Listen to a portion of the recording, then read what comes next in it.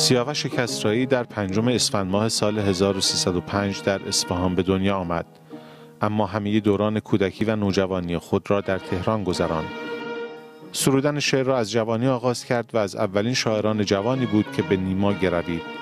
اولین کتابش آوا در سال 1336 منتشر شد، اما با اولین منظومه حماسی نیمایی آرش کمانگیر در سال 1338 بود که نامش بر سر زبانها افتاد.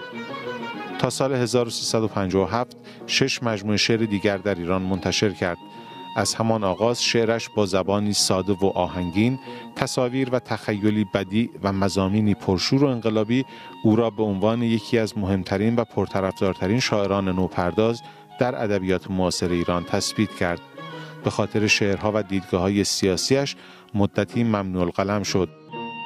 با این همه از معدود شاعران معاصر بود که 2 شعرش در کتاب‌های درسی منتشر شد: غزل برای درخت و بخش‌هایی از منظومه آرش کمانگیر.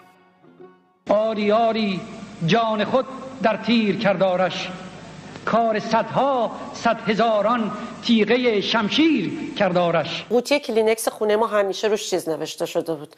ور می داشت و پشتش تونتون یه چیزی از این ماژیکای سیاه هم داشت. می نوشت و میذاش جایی.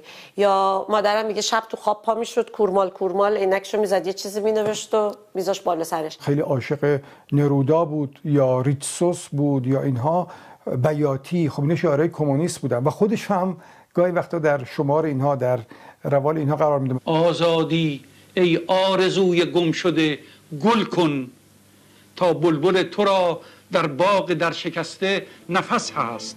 آخر تو نیستی و در اینجا بس بین خو گرفتن به قفس هست.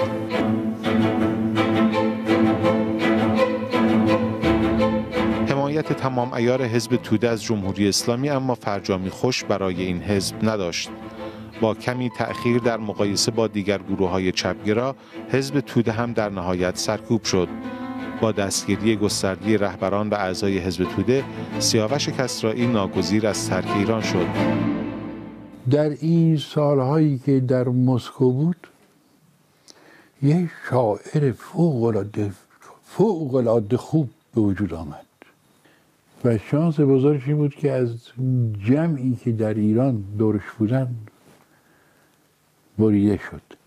از اون بریدن بیچارش کرد. من شنیدم در مسکو دائم نشسته و گریه میکرد.